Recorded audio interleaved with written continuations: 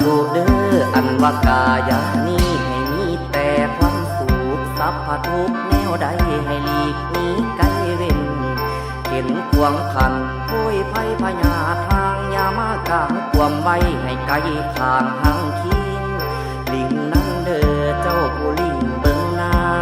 ำคงใหญ่ทาลาให้กายาสุ่มเย็นขอเข็นให้จอยพาสัตว์ลอยในน้ำ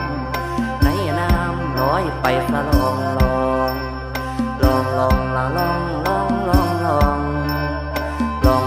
ละลองอย่าได้มีขัดของขาข้างวางใดแสงเทียนไต